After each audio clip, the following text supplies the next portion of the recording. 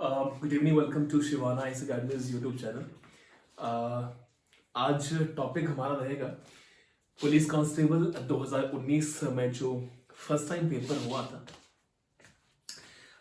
उसके English portion को discuss करेंगे। 16 क्वेश्चन का टारगेट होता है। पहले तो मेंशन करने जाइए कि हिमाचल प्रदेश पुलिस कांस्टेबल कि 2019 में 2 बार टेस्ट हुआ था। एक बार लीक होने के रीजन से उसको क्लोज किया गया, फिर दोबारा उसको फिर रिवाइव किया गया, दोबारा टेस्ट हुआ था, इसके बाद सिलेक्शन स्टूडेंट्स की हुई थी। हिमाचल प्रदेश पुलिस कांस्टेबल 2019 में आज हम डिस्कस करने जा रहे हैं इंग्लिश का जो पोर्शन आया था। अब मोटे मोटे तौर पे कहानियां क्या है, कहानी इस तरह से हम अंडरस्टैंड करेंगे कि इंग्लिश के अंदर क्वेश्चंस आते हैं 16 और ये अंडरस्टैंड किया जाए कि इंग्लिश ही तय करेगी कि कौन सा छात्र बनने वाला पुलिस कांस्टेबल है कौन नहीं। रीजन ये होता है कि ज्यादातर छात्र जो है वो इंग्लिश में ही दिक्कत रखते हैं, अपनी हिंदी में सवाल वो लगा लेते हैं, मैथ्स के लगभग सारे क्वेश्चंस रीजनिंग को जोड़ के वो लगा देते हैं। तो ये 50-52 नंबर लेने के लिए इंग्लिश ही एक ऐसा सब्जेक्ट होता है जो आपसे शायद 16 क्वेश्चन में 10 गलत करवा सकती है कि कैपेबिलिटी बड़ी अच्छी होनी चाहिए आपकी। 16 क्वेश्चंस के अंदर आपको पहले मेंशन कर दूं क्वेश्चन किस तरह से बनेंगे। 16 क्वेश्चन में 2 आएंगे आपको सिनोनिम, 2 आपको आएंगे एंटोनिम, 2 विलोम और 2 समानार्थी। 4 तो पहले हमने यही मेंशन कर दी जो 2019 का था उसके बिहाफ पे चला हुआ हूं मैं। तो 2 क्वेश्चन सिनोनिम के आधार पे आपको मिलेंगे, 2 आपको मिलेंगे एंटोनिम के आधार पे। ये क्वेश्चन हमारे पास हुए 4। ऐसे 4 के बाद हम अगर 3 अगले क्वेश्चंस पे आए तो 3 क्वेश्चंस रहेंगे हमारे पास ग्रामर एरर के ऊपर।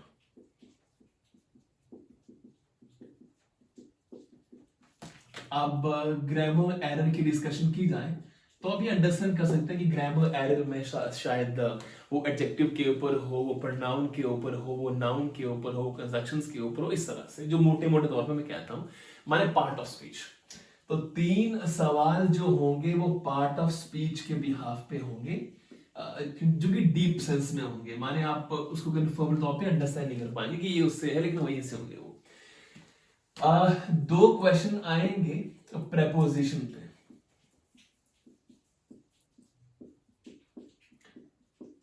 मोटे मोटे तौर की बात कर रहा हूं मैं, माने आप ये अंडरस्टैंड करें कि ये क्वेश्चन बनने वाले हैं, पर ये 19 का 17 का 18 पैटर्न क्या है।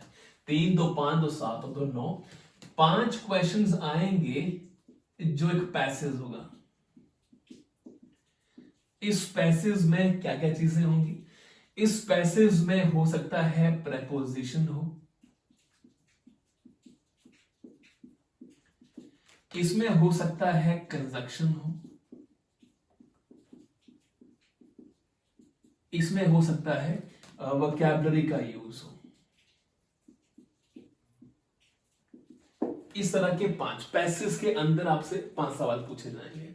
तो 5 2 7 3 10 14 और एक सवाल पूछा जाएगा 1 वर्ड सब्स्टिट्यूशन।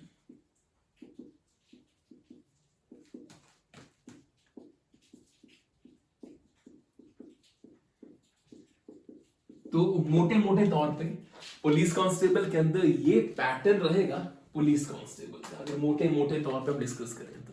व्हिच मींस 2 हमारे पास सिनोनियम, 2 हमारे पास एंटोनियम, 3 ग्रामर के एरर होंगे जो पार्ट ऑफ स्पीच के अंदर आएंगे, 2 प्रेपोजिशन, 5 सवाल होंगे जो एक पैसेज के ऊपर आएंगे और एक 1 वर्ड सब्स्टिट्यूशन। फिर इसके बाद चाहे वो फिगर ऑफ स्पीच हो, चाहे उसके बाद अलंकार जो मैंने मेंशन करे हैं, इसको छोड़ के चाहे कोई और एरर हो, जैसे हम कह सकते हैं कि डायरेक्ट इंडेक्स स्पीच होती है, हम कह सकते हैं कि नरेशंस होती हैं, वॉइसेस होती हैं, उनके आधार पे सवाल बन सकते हैं। लेकिन ये 15 से 16 सवाल इस तरह से बनते हैं एग्जाम में देखने के लिए। एक और सवाल लिया जाए तो वो 1 वर्ड सब्स्टिट्यूशन के आधार पे ही होता है, कोई पोइम्स को लेके या डिफरेंट वर्ड्स को लेके उनके आधार पे सवाल सकते हैं। लेकिन कुछ अगर और आपको मैं अगर मेंशन करूं तो ग्रामर एरर ज्यादा रहते हैं जो कि यहां हमें देखने को मिला है। और आखिरी हमारे पास है स्पेलिंग रूल। स्पेलिंग रूल माने स्पेलिंग कोई गलत दी होगी और उसके बिहाफ पे आपको आंसर करने पड़ेंगे। तो हिमाचल प्रदेश पुलिस 2019 में जो क्वेश्चन पेपर हुआ था उसके डिस्कशन की शुरुआत करते हैं, ताकि आप 100%ली अगर क्वेश्चन एग्जाम के अंदर आए तो फटाफट से आप उसको आंसर में ला सके। सो आते हैं पहले दो सवाल पे। लिखा हुआ है, वर्ड है डेवस्टेट, DEVASTAT,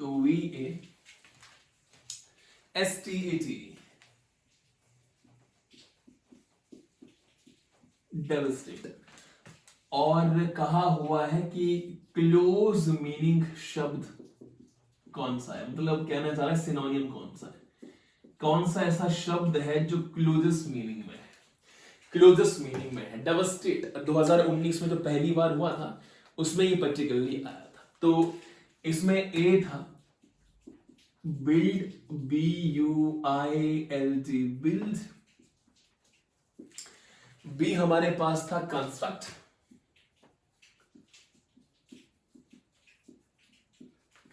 थर्ड हमारे पास था डिस्ट्रॉय,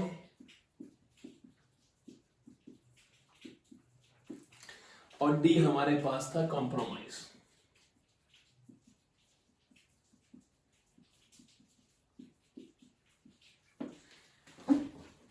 ये चार शब्द दिए गए थे 2019 में जो पहली बार पेपर हुआ था, उसका पहला सिनोनियम था, ये क्लोज मीनिंग था, एक नंबर में आया हुआ। सो डेवस्टेट होता क्या है?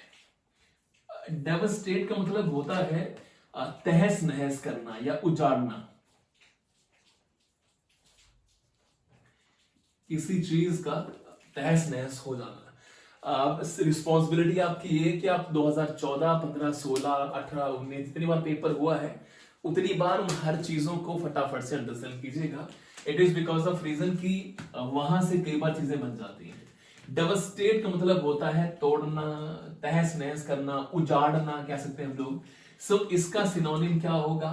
बनाना तो इसका अपोजिट हो गया, कंस्ट्रक्ट करना इसका अपोजिट हो गया, कॉम्प्रोमाइज तो चीज दूसरी है। तो हमारे पास फिर शब्द एक बचा, दैट इज डिस्ट्रॉय। मतलब ये हुआ कि डेवस्टेट जो शब्द आया था उसका आंसर जो हमारे पास था वो था डिस्ट्रॉय, तहस नहस करना। तो डिस्ट्रॉय भी तहस नहस करना होता है और डेवस्टेट भी तहस नहस करना होता है। ये पहला सवाल था जो 2019 पुलिस कांस्टेबल के अंदर आया था। दूसरे सवाल पे आते हैं हम लोग, इंड्यूस।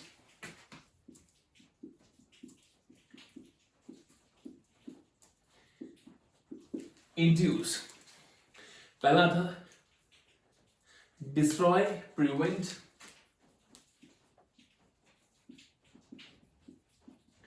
डिस्ट्रॉय, बी है प्रिवेंट, डिस्ट्रॉय, प्रिवेंट, डिस्करेज,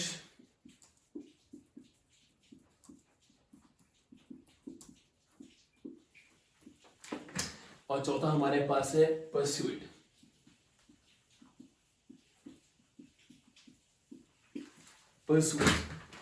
सो ये दूसरा हमारे पास सिनोनियम था जो एग्जाम के अंदर आया था। इंड्यूस का मीनिंग क्या है? डिस्ट्रॉय, प्रिवेंट, डिस्करेज या परस्यूट करना। अब इंड्यूस का मतलब क्या होता है, परस्यूट का मतलब क्या होता है? जैसे एग्जांपल के तौर पे मान लीजिए कि आप बिजनेस करना चाहते हैं, ये एरर भी आया था पुलिस कांस्टेबल के अंदर। मान लीजिए कि आप बिजनेस करना चाहते हैं और आपको विश्वास दिलाना है अपने फादर को या पेरेंट को या ब्रदर को कि मैं इसमें काम कर सकता हूं, या मनाना, उनको समझाना या मनाना कि मैं ये आई कैन डू दिस। उस मनाने को, उस समझाने को परस्यूट कहते हैं, व्हिच मींस किसी को समझाने की कोशिश करना। इंड्यूसमेंट का मतलब भी क्या होता है? समझाना, बताने की कोशिश करना। सो इंड्यूस और परस्यूट दोनों के मतलब वो सेम ही होते हैं, ये अंडरस्टैंड कीजिएगा। सो हिंदी में लीजिएगा, इंड्यूसमेंट का मतलब होता है टुगेदरनेस में मीटिंग के दौरान कुछ लोगों को मनाना, किसी चीज को मनाना। इस चीज के दरमियान की भी आप ये कहना चाहते हैं कि कुछ आप काम करना चाहते हैं, कुछ लोगों को अपने मनाना है कि आई कैन डू दिस, ताकि वो अपने पार्टनर बन पाए आपके, या आपको वो चीजें करने दें, उसमें हामी कर सके चीजों को लेके वो। सो इंड्यूसमेंट भी मनाना होता है और परस्यू करना भी या परस्यूट करना भी क्या होता है? मनाना होता है। सो इंड्यूसमेंट का जो क्लोजेस्ट मीनिंग है निकला हमारे पास वो है परस्यूट करना, और यही एग्जाम के अंदर भी आया था। तो ये तो हमारे पास दो सिनोनिम थे। अब आते हैं दो एंटोनिम पे फटाफट से। दो एंटोनिम कौन कौन से थे? तो नंबर 1 है मिटिगेट।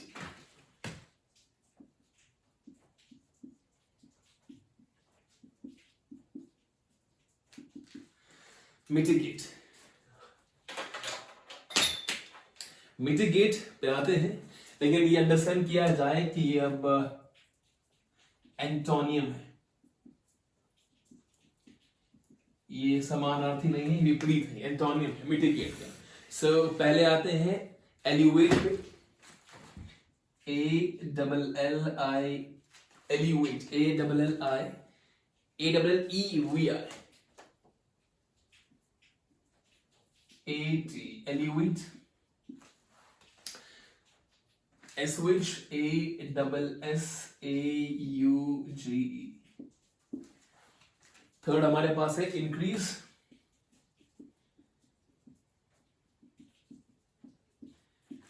और जी हमारे पास है listen, L E double S E N, listen. अब मिटिगेट का मतलब क्या होता है? मिटिगेट का रियल मीनिंग हम अंडरस्टैंड कर सकते हैं। मिटिगेट मतलब होता है कम करना, कम करना, डिक्रीज करना। To decrease something is called mitigate. So हमारे पास मिटिगेट का मतलब आया है, मिटिगेट सिंपली मींस कम करना चीजों को। हमारे पास ऑप्शन दिए थे ए, बी, सी और डी। सो मिटिगेट का मतलब होता है कम करना, डिक्रीज करना, और लेसन, सॉज और एलिवेट दोनों मतलब होता है इंक्रीजिंग मोड पे चीजों को रखना, डिक्रीजिंग मोड पे, सॉरी।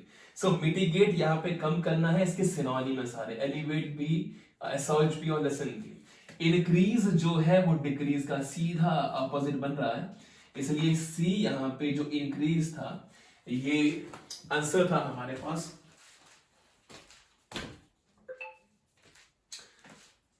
इंग्लिश के इस थर्ड जो हमारे पास एंटोनिम था। फोर्थ पे आते हैं फटाफट से कि फोर्थ क्या हमारे पास एंटोनिम था। एंटोनियम क्या है उसके ऊपर आते हैं फटाफट से हम लोग। Next, associated.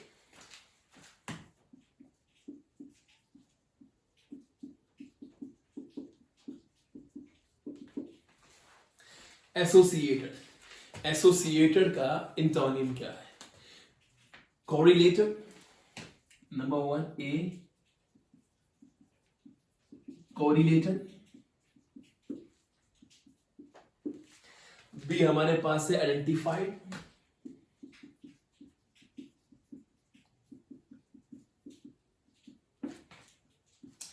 सी हमारे पास है ब्लेंड, और डी हमारे पास है separated. So correlated, identified, blend and separated. अब एसोसिएटेड होता क्या है? एसोसिएट का मतलब होता है कनेक्टेड, जुड़ा हुआ। एसोसिएट का मतलब होता है जुड़ाव, कनेक्टेड, जुड़ी हुई चीजें या कनेक्शन जो होता है उसे एसोसिएशन कहते हैं, एसोसिएटेड कहते हैं, जुड़ाव, टुगेदरनेस। सो एसोसिएटेड होता है जुड़ाव, तो ऑब्वियस सी बात है इसका सेपरेशन या अलग, जुड़ाव का उल्टा अलग होता है और अलग होता है सेपरेटेड। सो सेपरेटेड इसका क्या था? एंटोनिम था। तो ख्याल ये कीजिएगा कि एक चीज आपको आसान मिल रही है, दूसरी आपको डिफिकल्ट मिल रही है, और उसकी जो रियल एग्जैक्ट मीनिंग होते हैं उस पर दिक्कत होगी ही होगी आपको। सो एसोसिएटेड जो जुड़ाव में कनेक्टेड होता है, उसका एग्जैक्टली ऑपोजिट मीनिंग होता है सेपरेटेड। ये अंडरस्टैंड कीजिएगा। चार चीजें हमारे पास हुई। आगे फटाफट से हम आते हैं कि बोल्ड लेटर में क्या जो लिखा हुआ है, जो बोल्ड लेटर में लिखा है उसमें से गलतियां क्या है ये मेंशन करना चाह रहा आपको। ये चार चीजें हमारे पास हुई। रिपीट मोड में चीजें एग्जाम के अंदर पूछी जाती है, ये भी अंडरस्टैंड कीजिएगा। फिफ्थ सवाल जो हमारे पास आया था, पांचवा सवाल क्या था? बहुत ही बेसिक टेस्ट क्या था? Richa could not solve the problem,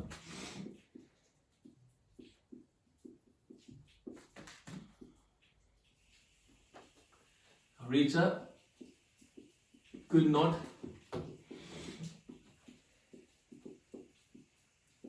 solve the problem.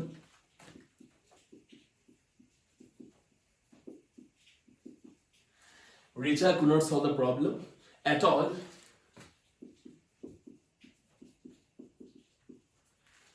At all, and was at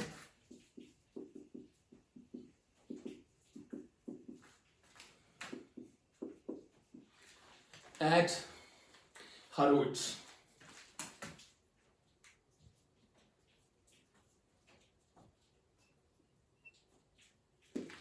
और इसमें से जो एरर दिया हुआ है या आंसर दिए हुए हैं कि ये जो मैंने अंडरलाइन किया है क्या ये सही है या गलत है, इसके ऊपर सवाल था कि ये चीजें हैं क्या ABCD में.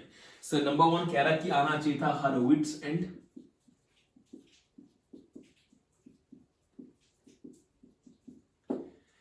सेकंड दिया हुआ है the wits end.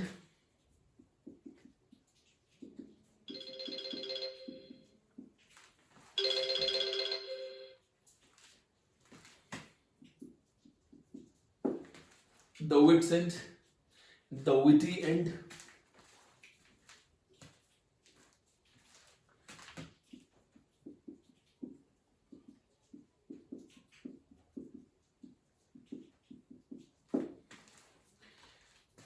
The wit end.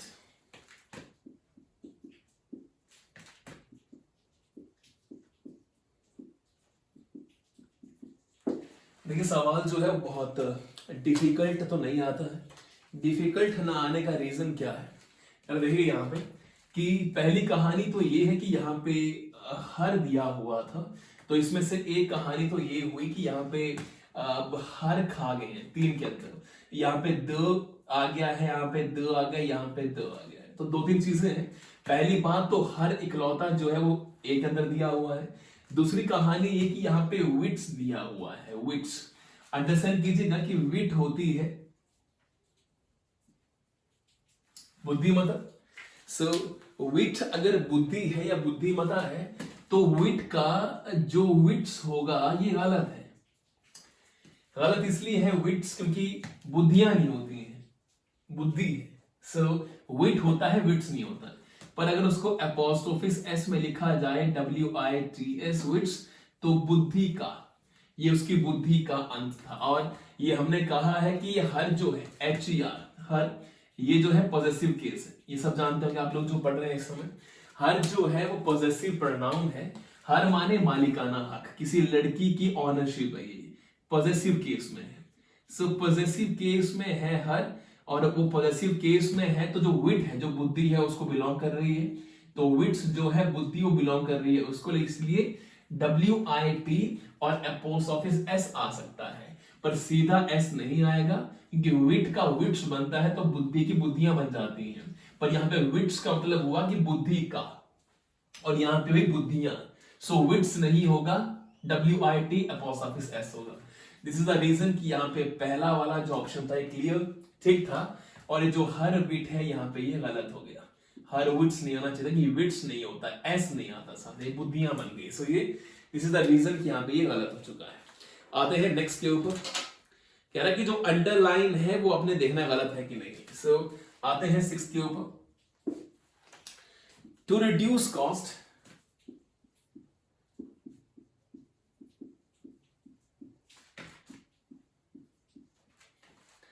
to reduce cost we should replace our current system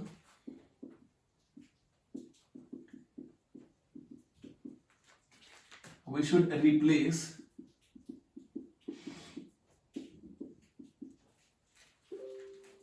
our current system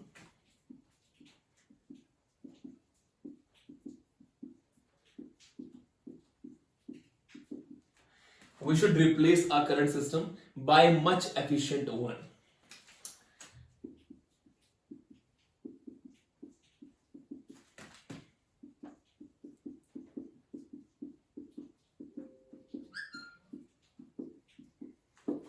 By much efficient one. और जहां जहां एरर है वहां पहले इतला कर देता हूं आपको मैं कि ये जो अंडरलाइन है ये आप सही है या इनके प्लेस पे कुछ और आना चाहिए था. तो क्या आना चाहिए था इसके प्लेस पे, ऑप्शन दे रहा है आपको कि क्या ये चीजें गलत है या इनके प्लेस पे कुछ और आना चाहिए था। तो ए ऑप्शन हमारे पास है। ए कह रहा है through more efficient,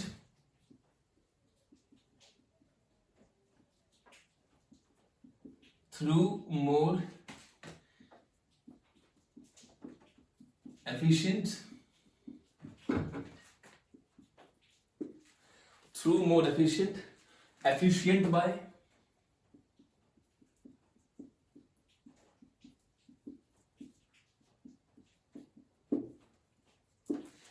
efficient by, with a more efficient,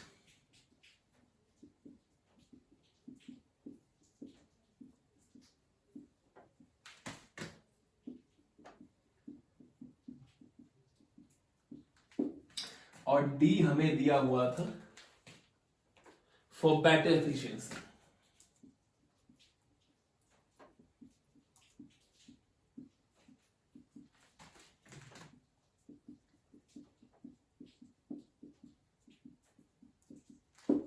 for better efficiency. So चार हमें दिए हुए थे यहां पे एरर के रिप्लेसमेंट कि to reduce cost we should replace our current system by much efficient one, और कहा हुआ कि बाय मच एफिशिएंट के साथ में क्या आना चाहिए। तो देखिएगा, जब भी रिप्लेसमेंट होता है, ये अंडरस्टैंड कीजिएगा, जब भी रिप्लेसमेंट होता है तो एक साथ होता है। एक साथ माने कि एक चीज आती है दूसरी जाती है, तो इसके प्लेस पे, इसके स्थान पे, इसके साथ में हमने इसको रिप्लेस कर दिया है, वैसा मेंशन किया जाता है।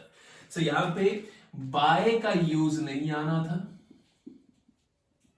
बाय मैंने कहा था डिस्टेंस ट्रेवलिंग के लिए या फिर रिसोर्स दिखाने के लिए यूज होता है, डिस्टेंस के लिए यूज होता है। यहां पे विद का यूज आना चाहिए था। सो अब क्या यूज किया जाए कि to reduce cost we should replace our current system with a more efficient one, with much efficient one. क्या आना चाहिए था, ये आपके जिम्मेवारी पे निर्भर करता है। So with a more efficient, efficient by, through more efficient. तो कहा हुआ है कि जो रिड्यूस कॉस्ट करे, to reduce cost, cost reduce करने के लिए हमें अपने करंट सिस्टम को एक नए करंट सिस्टम, एक एफिशिएंट सिस्टम के साथ में जो अच्छा बेहतर हो उसके साथ रिप्लेस करना चाहिए। तो यहां आना चाहिए था, यहां पे ये C version, because of reason लिखा हुआ है to reduce cost we should replace our current system with a more effective one. So यहां पे ये मच भी गया और यहां पे ये रिप्लेस भी गया, एफिशिएंट भी गया। आना चाहिए था with a more efficient one, with a more efficient. With का यूज होता है, बाय का यूज नहीं होता है, और मोर एफिशिएंट का जिक्र किया गया हुआ है, इसलिए ये नहीं आना था यहाँ पे। सो सी हमारे पास सही था, ना कि बी। ये अंडरस्टैंड कीजिएगा।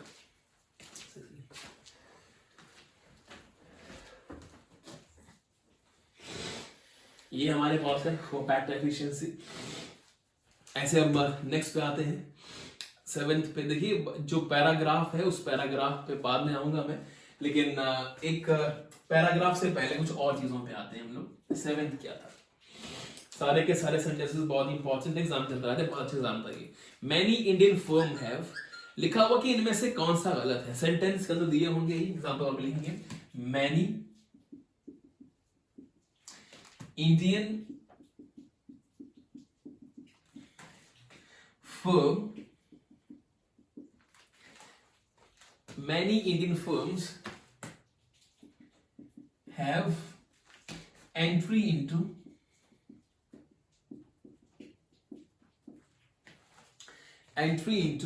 partnership with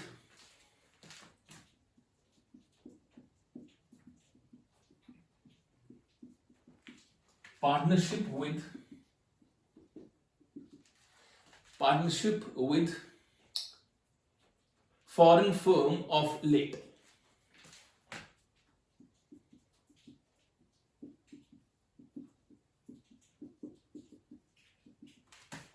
Foreign firm of late. So क्या लिखा हुआ है, many Indian firm have entry. So अब कहानी क्या है, ये एंट्री इनटू को इसने कहा है ए, पार्टनरशिप विद को इसने कहा है बी, और बचे हुए कुछ ने कहा है सी, और कहा होगा कि इनमें से कौन सा गलत है, कौन सा गलत है इनमें से मेंशन किया हुआ है। ऐसे ऑप्शन में लिखा हुआ कि पहला एंट्री इनटू ए गलत है, पार्टनरशिप विद बी गलत है, या फॉरेन फर्म ऑफ लेट ई गलत है, फर्म्स ऑफ लेट। तो यहां पे आप अंडरस्टैंड कीजिएगा कि many Indian firms have entry into, entry गलत है, यहां पे एंटर आना चाहिए था। एंट्री तो एडजेक्टिव हो गया, विशेषण हो गया उसका, या एंट्री का वर्ब की फॉर्म में चला गया, वो एंटर होना चाहिए था एज अ नाउन, एंट्री नहीं होना चाहिए था। सेंटेंस बनना था many Indian firms have entered into partnership with foreign firms of late. कुछ भी नहीं सकते आपको यहाँ पे, पर यहाँ पे एंट्री नहीं आना था, एंटर आना था। ये एंट्री जो होती है वो तो एक विशेषण के रूप में रखी जाएगी, लेकिन एंटर क्या है, वो नाउन है, वो मेंशन किया जा रहा है कि नाउन के भी यहाँ पे काम करेगा। सो एंट्री नहीं आना था, एंटर आना था, अंडरस्टैंड कीजिएगा। सो ये हुआ हमारे पास 7th, टोटल 16 क्वेश्चन पेपर में आए थे, और हमने यहाँ पे ये मेंशन करा है 7वां। अगला आते हैं 8th पे, या ऊपर पे आते हैं दोबारा से फटाफट से, क्योंकि यहाँ पे चीजें क्लियर हमारे पास हुई है।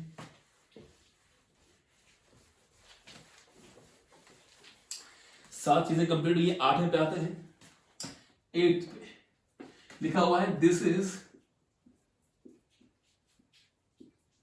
सेंटेंस है पूरा, this is a prime example of B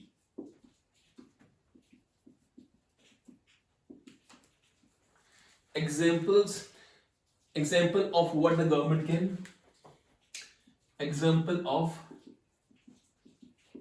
what the government can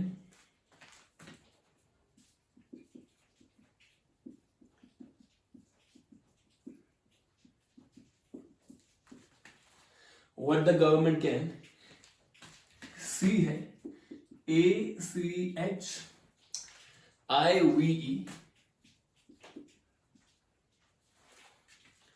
if it's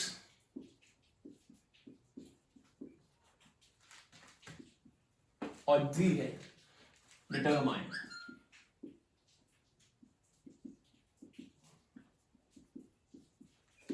So this is a prime example of what the government can achieve if it's determined,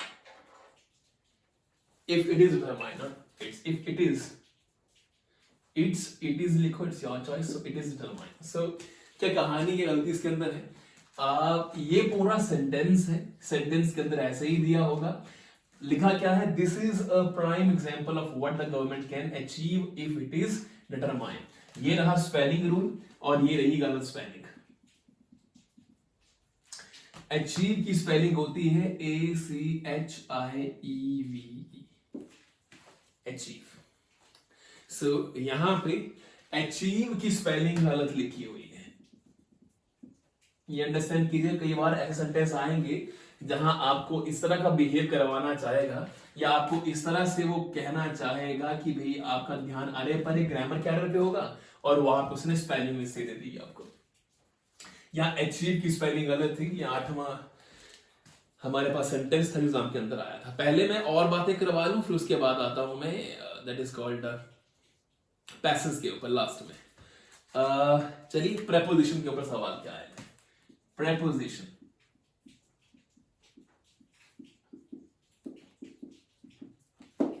preposition के ऊपर। सो 9th सवाल क्या था जो preposition पे आया था, आई differ dash you.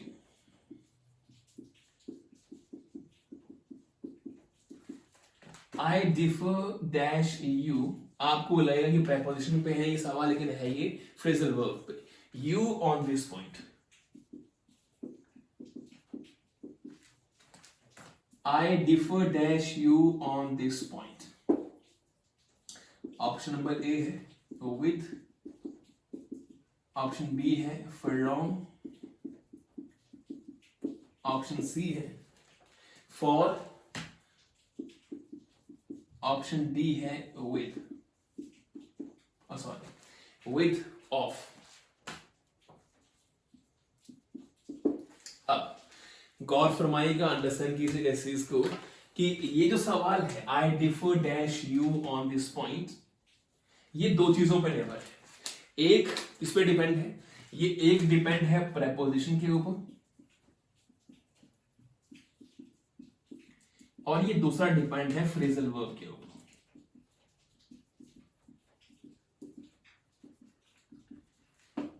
दूसरा डिपेंड है ये फ्रेजल वर्ब के ऊपर। माने सीधा कंसर्न क्या हुआ कि प्रेपोजिशन तो ये हो गए कि विद, फ्रॉम, फॉर, टू, लेकिन फ्रेजल वर्ब जो है वो क्या है? दो फ्रेजल वर्ब है, डिफर फ्रॉम भी होता है, डिफर विद भी होता है। डिफर फ्रॉम, डिफर विद, बहुत ही बेहतरीन चीज है, अंडरस्टैंड कीजिएगा। डिफर फ्रॉम और डिफर विद में डिफरेंस होता है। डिफर फ्रॉम क्या होता है, डिफर विद क्या होता है, ये दोनों फ्रेजल वर्ब है। डिफर फ्रॉम की रियलिटी क्या है और डिफर विद की रियलिटी क्या है, इनका यूज होता कैसे है। अब यहां पे डिफर विद आएगा कि डिफर फ्रॉम आएगा, ये बहुत ही अजीबोगरीब बात है। डिफर फ्रॉम का मतलब होता है अनलाइक, कोई चीज जो मुझसे अलग है, मेरे जैसे नहीं है, उसे कहते हैं differ from. He is different from this personality. So अलग दो चीजों को दिखाने के लिए हमेशा यूज होता है डिफर फ्रॉम का, अनलाइक दिखाने के लिए, अलग दिखाने के लिए। लेकिन अगर कोई डिसएग्री है किसी पॉइंट पे, कोई डिसएग्री है, कोई चीज को नहीं मानता, एग्जांपल के तौर पे मैंने अगर मान लीजिए किसी इंसान से कोई बात कही कि तुम क्या मानते हो नरेंद्र मोदी अच्छे प्राइम मिनिस्टर हैं, तो उन्होंने कहा कि हाँ मुझे लगता है, तो ये डिसएग्रीमेंट नहीं है। पर अगर मैं कह रहा हूं कि मैं तुमसे इस पॉइंट पे कि तुम कह रहे हो कि नरेंद्र मोदी आज तक के सबसे अच्छे प्राइम मिनिस्टर मैं नहीं मानता हूं, तो मैं यहां पे डिसएग्री कर रहा हूं, तो मुझे कहना पड़ेगा कि आई differ with you on this point, on this point I differ with you. Differ with का यूज तब होता है जब वहां पे डिसएग्रीमेंट होता है कि तुमने कहा कि ये, मैंने कहा नहीं ये नहीं, तो डिफर विद वहां आता है। डिफर विद एक फ्रेजल वर्ब है, सिंपली मींस डिसएग्री करना। लेकिन डिफर फ्रॉम का मतलब होता है अनलाइक, कि वो जो देखने में है वो मुझसे अलग है, वो चलने में जो है वो मुझसे अलग है। तो ये अलग एक्टिविटी दिखाने के लिए, अनलाइक एक्टिविटी दिखाने के लिए डिफर फ्रॉम का यूज होता है। लेकिन डिसएग्रीमेंट दिखाने के लिए कि उसका मुद्दा मेरे मुद्दे से अलग है, वो जो मानता है मैं नहीं मानता हूं, इस डिसएग्रीमेंट, किसी भी पॉइंट पे जब डिसएग्रीमेंट होता है उसे कहा जाता है डिफर विद। बहुत ही खूबसूरत सवाल था जो पुलिस कांस्टेबल के अंदर आया था, तो ये डिफर विद आना था, डिफर फ्रॉम नहीं आना था, differ with.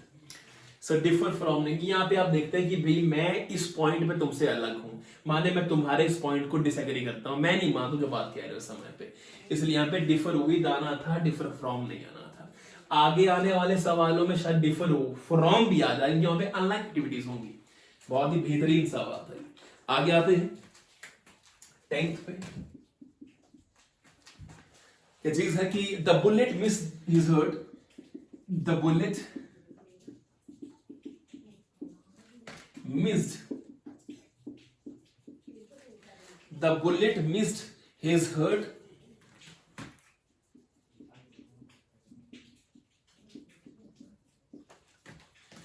dash 2 inches.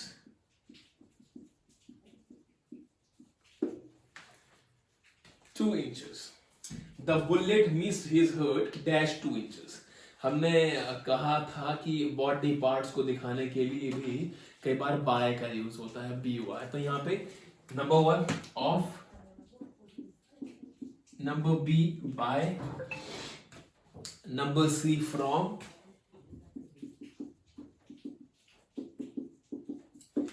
Number d add.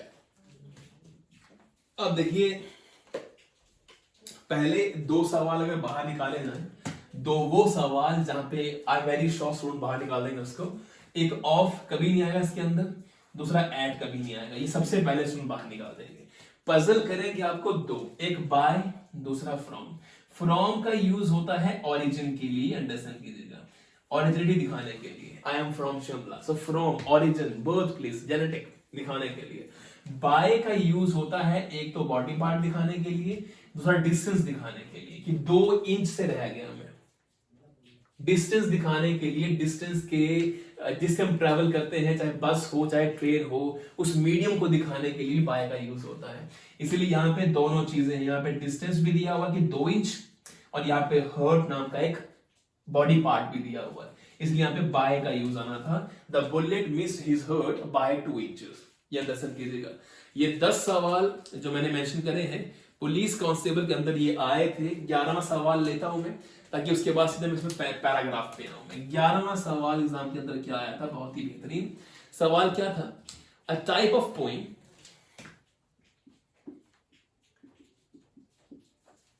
A type of poem, ये विजिबल है क्या, ये नीचे बोर्ड दिख रहा है। A type of poem, 14 lines, 14 lines, each of 10 syllable.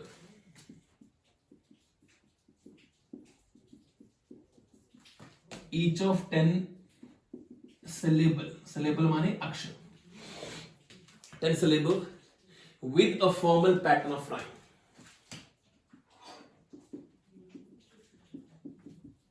With a formal pattern.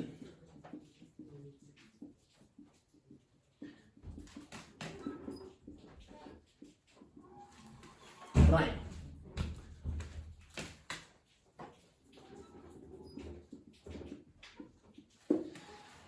Shakespeare जो है उनके लिखने का तरीका था कि वो 14 लाइंस लिखते थे पैराग्राफ के अंदर, और हर लाइन के अंदर 10 अक्षर होते थे, 140, सो सोनेट कहते थे। सो 4 ऑप्शन हमारे पास थे।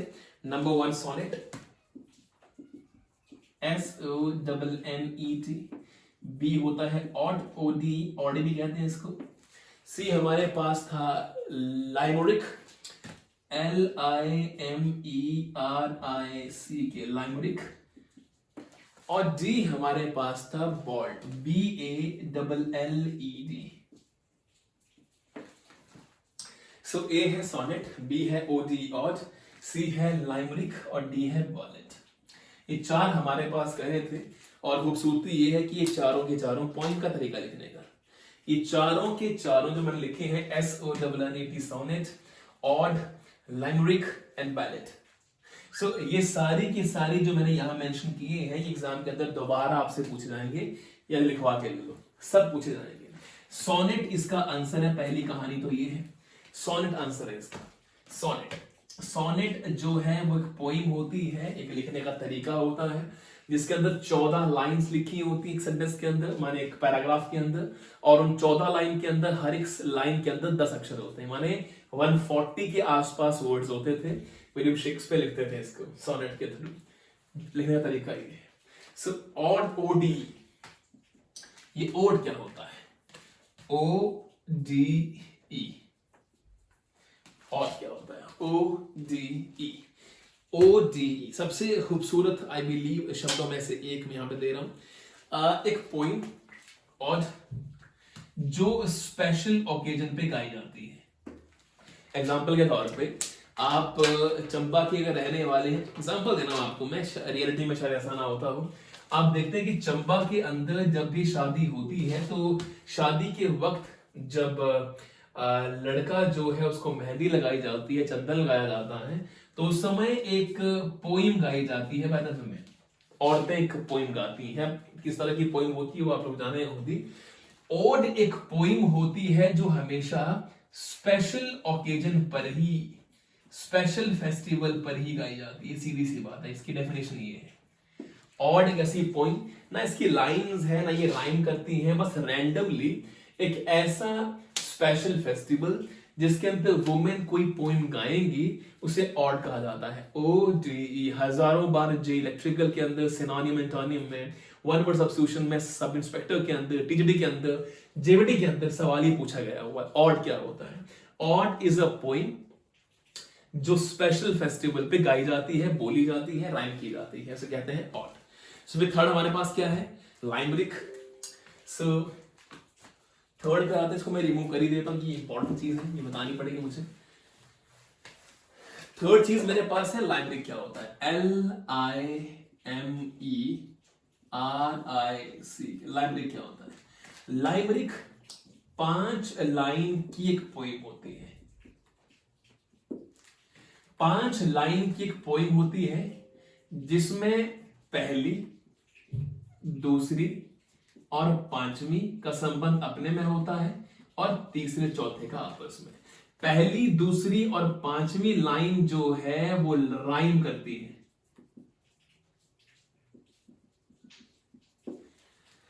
पहली लाइन, दूसरी लाइन और जो आखिरी पांचवी लाइन होती है ये आपस में राइम करती है। राइम करना मान लो लास्ट में से आता है तो फिर आता है आएगा, जा रहा है जा रहा है जा रहा है, ऐसे राइम करेंगी वो।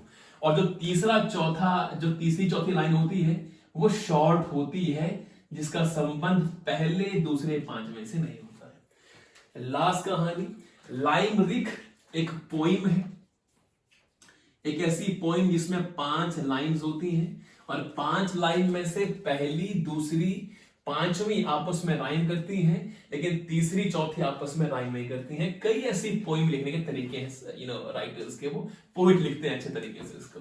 सो ये पूरी इसकी डेफिनेशन है लाइमरिक की। लास्ट हमारे पास है इससे भी खूबसूरत जो है बैलेट, BALLET। बहुत ही बेहतरीन है वोकैबुलरी जो है इस पर्टिकुलर इमोशन में आपको आएगी। लाइमरिक क्या होता है, बैलेट क्या होता है, ऐसे सवाल आपसे पूछे जाएंगे कि जो शाम को प्रेयर होती है चर्च के अंदर उसे क्या कहते हैं, जो शाम को सिंपली प्रेयर्स होती है उन्हें कहते हैं। ऐसे कई सवाल आपसे पूछे जाएंगे। सो बैलेट पे आता हूं मैं। बैलेट का मतलब क्या होता है? बैलेट का मतलब होता है एक पोइम जो बहुत ही शॉर्ट होती है, एक ऐसी पोइम जो बहुत ही शॉर्ट होती है, जो सीधे शॉर्ट बेसिस पे रियलिटी बताती है। सीधी सी बात है, एक छोटी सी पोइम चाहे वो 4 लाइन की हो, 10 लाइन की हो, 9, कोई बहुत बड़ी नहीं है, लेकिन वो फैक्ट, फिगर और रियलिटी बताती है। फैक्ट, कोई चीजें जो हुई हो, कोई ऐसी चीज जो पुराने जमाने में घटी हो, उसके ऊपर पोइम बनाई जाती है। सीधी सी बात है, एक पोइम जो काल्पनिक घटनाओं पे, जो रियलिटी दैट इज कॉल्ड, हम कह सकते हैं कि रियलिटी जो फैक्ट एंड फिगर होते हैं उसके ऊपर जो है वो पोइम लिखी जाती है और बहुत ही शॉर्ट वर्ड्स के अंदर होती है। तो लास्ट कहानी सिंपल से बात करूं मैं, छोटे अक्षरों में, छोटे अल्फाजों में, माने कम अल्फाजों में एक रियलिटी फैक्ट एंड फिगर वाली कोई पोइम बना देना, उसे बैलेट कहते हैं। BALLET, ये अंडरस्टैंड कीजिएगा। ये 11 सवाल आए थे पुलिस कांस्टेबल के अंदर। अब आता हूं मैं पैराग्राफ पे जहां पे 5 सवाल आए थे। 5 सवाल आए थे।